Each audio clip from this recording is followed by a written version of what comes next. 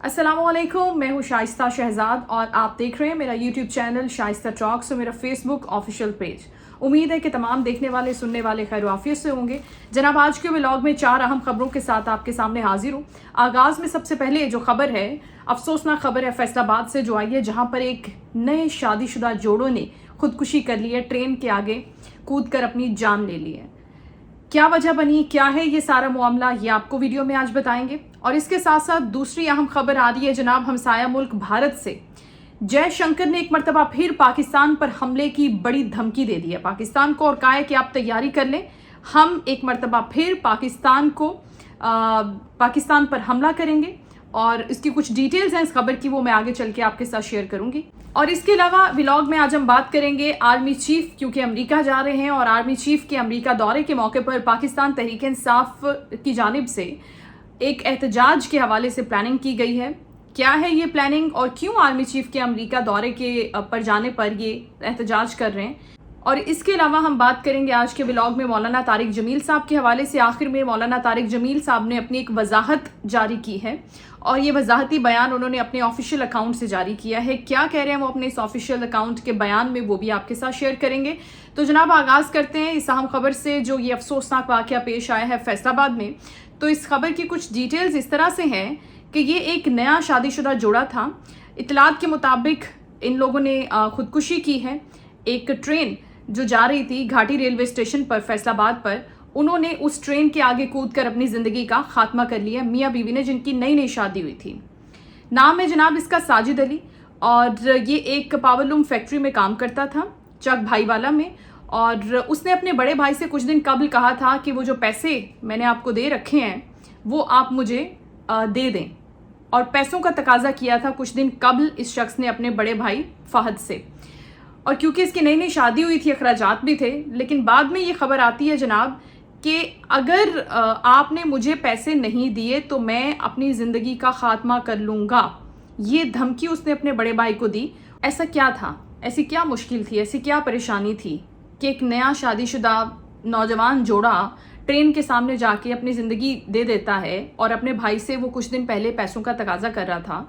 तो फिर हकीकत कुछ इस तरह से खुल के सामने आती है कि क्योंकि इनकी अभी नई नई शादी हुई थी और बीवी इसरार कर रही थी शौहर से कि वो हनीमून के लिए लेकर जाए। हनीमून के लिए कहाँ लेकर जाए? नारान कागान। दोनों मियाँ बीवी को नारान कागान जाने के लिए पैसे दरकार थे और उन पैसों का तकाजा वो अपने भाई से बहुत बार कर चुका था कि मुझे जाना है हनीमून पर, अपनी बीवी को लेकर जाना है सैर के लिए, तो आप कुछ पैसे अरेंज कर दें मुझे इसके लिए, हमें जाने के लिए। लेकिन हुआ ये कि उसके भाई ने भी पैसे अरेंज नहीं कर सका, वो भी वक्त पर। और आखिरकार इस शख्स ने अपनी बीवी फौजिया समेत ट्रेन के सामने कूद कर अपनी जान और अपनी बीवी की जान, दोनों ने अपनी अपनी जान ले ली। महज हनीमून पर ना जाने की वजह से इस शख्स ने, जो खबरें आई हैं, जो डिटेल्स हमारे साथ शेयर की गई हैं, उसके मुताबिक महज हनीमून पर जाने के लिए पैसे ना होने की वजह से इस नए शादीशुदा जोड़े ने अपनी ज़िंदगी का खात्मा कर लिया।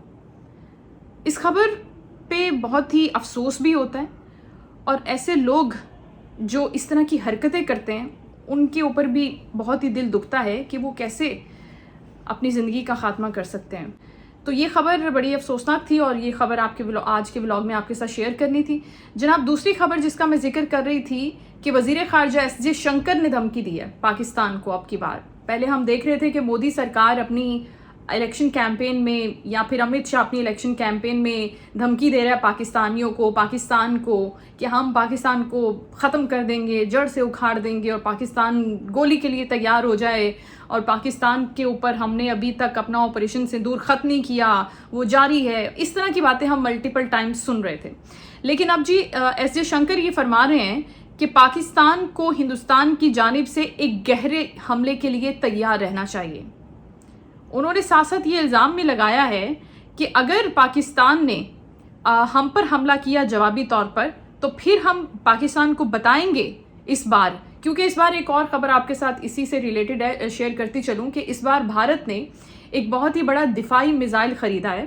ایئر ڈیفنس سسٹم کی کیپیسٹی میں اضافہ کرنے کے لیے انہوں نے یہ ایک دفاعی سسٹم پورے کا پورا خریدا ہے. اور یہ خبر جو دی ہے بھارتی صحافی پالکی شرما نے, 30,000 کروڑ مالیت کا جو ہے ایک نیا ڈیفنس سسٹم بھارت خریدنے جا رہا ہے, اور 25 سے 30 کلومیٹر تک آنے والی ہیلی کاپٹر, ڈرونز اور جہاز کو یہ سسٹم ٹریک کر سکے گا. اس کے ساتھ ساتھ پالکی شرما نے یہ کہا ہے کہ یہ ہم پاکستان سے نمٹنے کی تیاری کر رہے ہیں بیسیکلی, اور یہ تیاری بھارت کیونکہ کر چکا ہے, اور اب ایئر ڈیفنس سسٹم بھی انہوں نے اپنا خرید لیا ہے. تو ایس جے شنکر صاحب تو ظاہر ہے دھمکی دیں گے, اور وہ یہ دھمکی دے رہے ہیں کہ ہمیں اس سے کوئی فرق نہیں پڑتا کہ وہ کہاں ہیں, دہشت گرد اور پاکستان کے اندر کہیں بھی ہیں, ہم پاکستان کے اندر تک جائیں گے.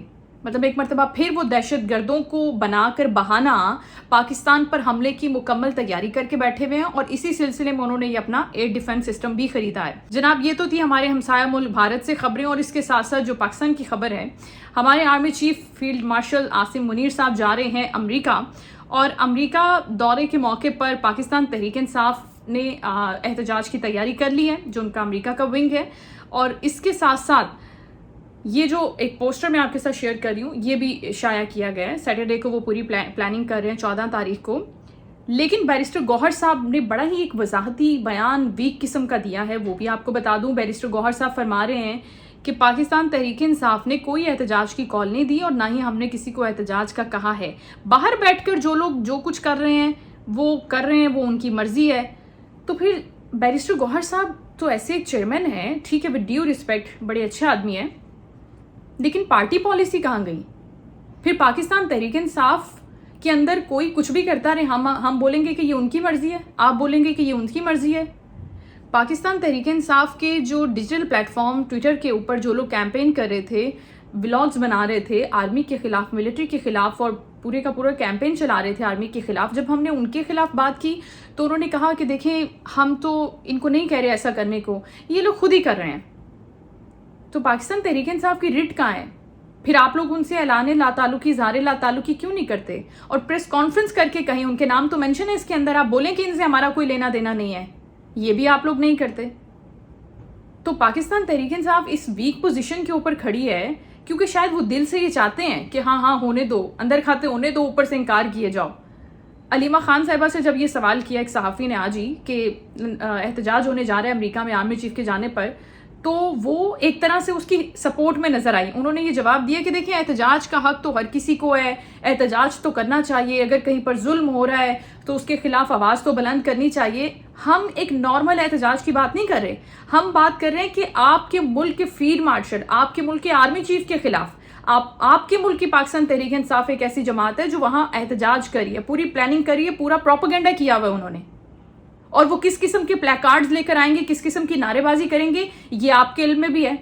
بجائے اس کو کہ وہ روکیں اور اس کو کنڈیم کریں, اس سے اعلان لا تعلقی کریں, وہ اس کو کہہ رہی ہیں کہ ہاں ٹھیک ہے احتجاج کی اجازت تو ہر کسی کو ہوتی ہے اور احتجاج کرنا چاہیے, احتجاج ہر کسی کا آئینی اور قانونی حق ہے, لیکن اس کی کوئی باؤنڈریز بھی ہوتی ہیں, اس کی کوئی لائن بھی ہوتی ہے.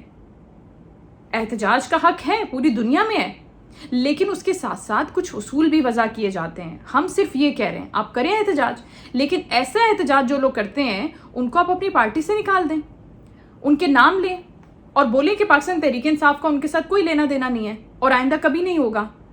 خیر ایسا تو نہیں ہوگا پاکستان تحریک انصاف کی جانب سے, یہ ہم بھی جانتے ہیں اور آپ بھی جانتے ہیں.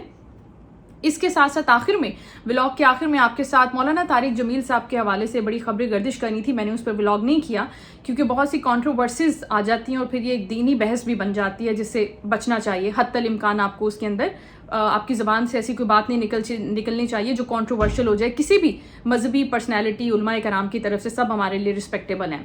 لیکن جب تک مولانا طارق جمیل صاحب کے آڈیوز آئے تھے اور اس کے اوپر بہت بات ہو رہی تھی تو بہت سے یوٹیوبرز نے, بہت سے ولاگرز نے من گھڑت سٹوریاں بنائیں اور پھر ویڈیو پہ ویڈیو دھنا دھن ڈالرز کمائے.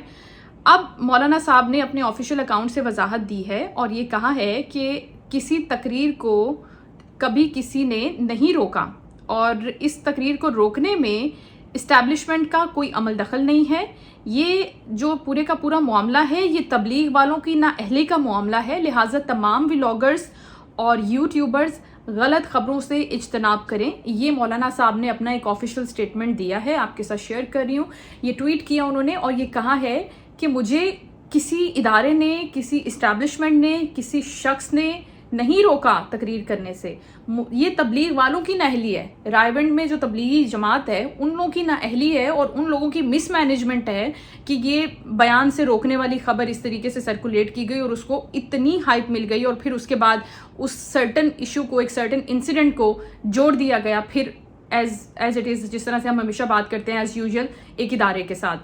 تو انہوں نے اس کی وضاحت دی ہے, بہت اچھی بات ہے مولانا صاحب نے یہ وضاحت دی ہے, کیونکہ اگر وہ وضاحت نہیں دیتے تو یقین کریں یہ معاملہ پتہ نہیں کہاں جا کے تھمتا.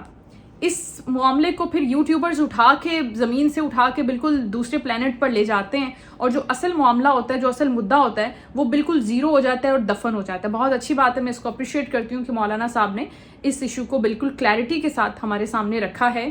کہ کسی نے کہا جا رہا تھا کہ ویڈیو آ گئی کہ بھائی کچھ لوگ آئے جو یونیفارم میں نہیں تھے, بالکل سول کپڑوں میں تھے, اور انہوں نے مولانا صاحب کو روکا. تو مولانا صاحب کا یہ سٹیٹمنٹ میں نے آپ کے سامنے رکھ دی ہے. جناب یہ تھی آج کی اہم خبریں جو آپ کے ساتھ میں نے شیئر کی ہیں. آپ اپنے فیڈ بیک دے سکتے ہیں, کامنٹ سیکشن حاضر ہے. ویڈیو کو لائک کیجئے, شیئر کیجئے. Thank you so much.